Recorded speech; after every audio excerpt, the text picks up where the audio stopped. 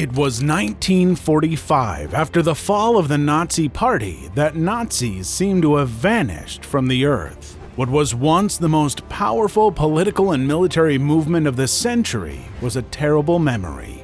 But what happened to them after their downfall? Let's dig into the pages of history to know what happened to the Nazis right after World War II. The government was devastated and defeated in World War II. It destroyed the whole nation, making it hated globally for the crimes against humanity, the scope of which had just begun to be revealed. Germany didn't exist as a separate state after the war. 4 foreign nations occupied Germany for several years: USA, UK, France, and China. These forces may not have always agreed, but they all agreed on disliking the Nazis and did not want the Nazi movement to resurge.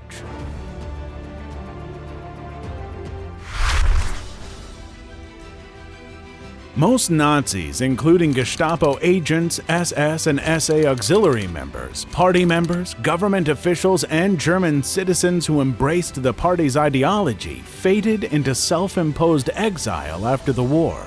They were provided the opportunity to create false identities and completely forget their pasts. A lengthy silence within families and the political system helped them get away with it. When post-war trials against Nazis occurred, they typically overlooked low-level agents and murderers and sought to condemn only influential people in the government.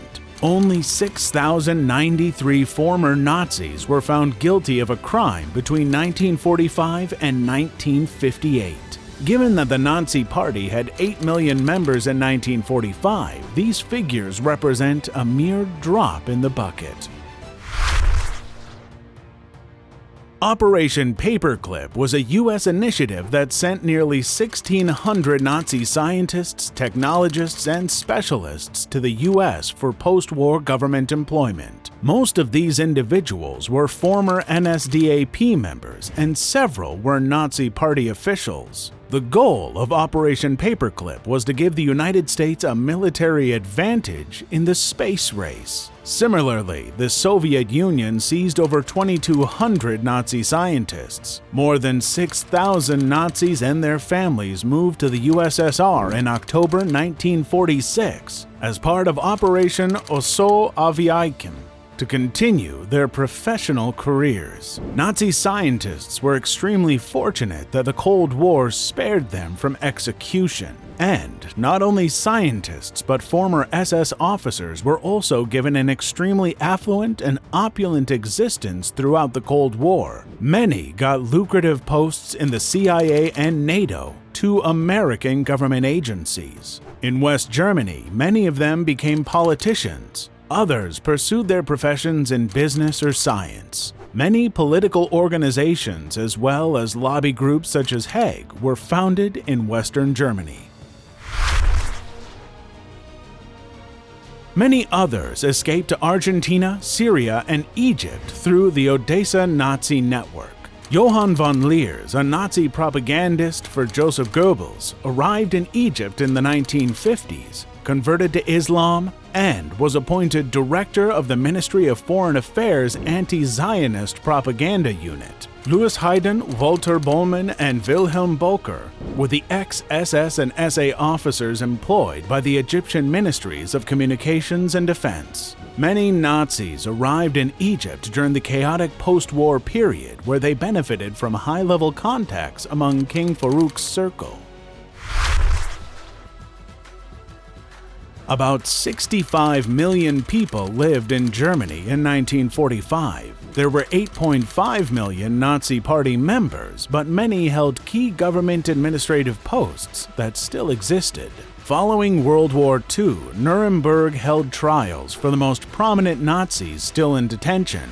10 people were put to death, including SS chief Ernst Kaltenbrunner. Other analogous trials occurred in Krakow when 23 Nazis connected to the extermination camp were put to death and others received life sentences. To get rid of remnants of the Nazi rule and track down those accountable, there was a nationwide denazification movement. The most guilty offenders were brought to court and placed in one of 5 categories. Lesser offenders were restricted to physical labor only.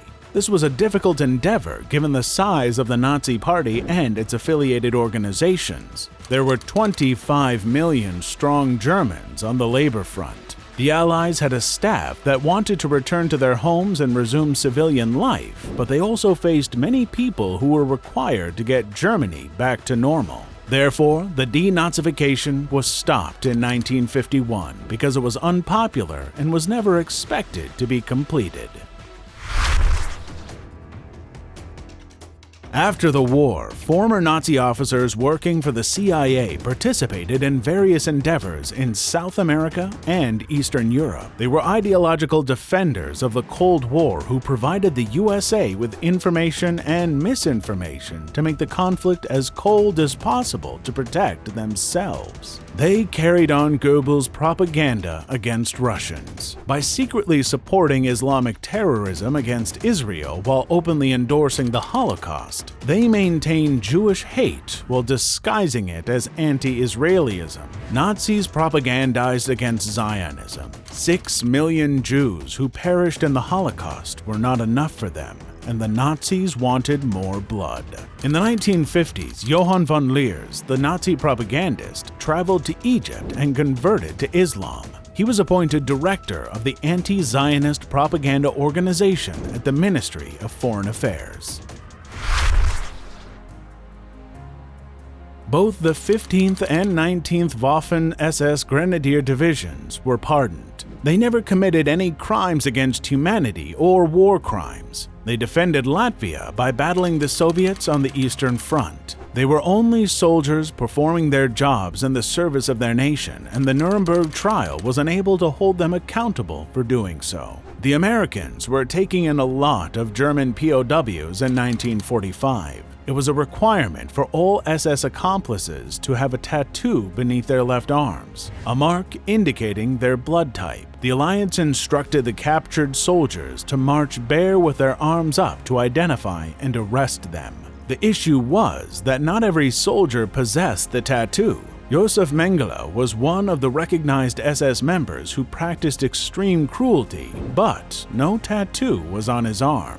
It was also often difficult to determine who was a member of the SS and who was accountable for the war crimes, because the Nazis had destroyed a lot of evidence that could be used against them. Some SS members attempted to flee while donning Wehrmacht uniforms, as the Wehrmacht was believed to be free of war crimes. But later, it was identified that the Wehrmacht group was also involved in war crimes. Some of its troops had aided the Einsatzgruppen during Operation Barbarossa. During the Nuremberg trials, those known to have worked as guards, bookkeepers, or laborers in death camps, ghettos, and camps were given jail sentences. Depending on their contributions to the camps and ghettos, senior SS personnel would get harsher penalties. Some of the SS soldiers altered their identities as they didn't have tattoos and said they weren't SS members. Moreover, there was no evidence of their involvement in the war crimes perpetrated, since the SS commands were also destroyed, which could be used as proof. Israel's government also pursued and tried Nazis, sometimes without requesting permission from the country where the arrest occurred. In conclusion, many Nazis joined the party without committing any crimes. This would include German troops who only fought for their nation and Waffen-SS members who served without suffering any punishment. The great majority of German troops who turned themselves into one of the Western Allies were just released and permitted to go back home. The Totenkopf SS, who oversaw the concentration camps and ghettos, received harsh punishment. People who participated in persecution without actually killing anybody received light sentences and underwent denazification. This is what happened to the Nazis after World War II.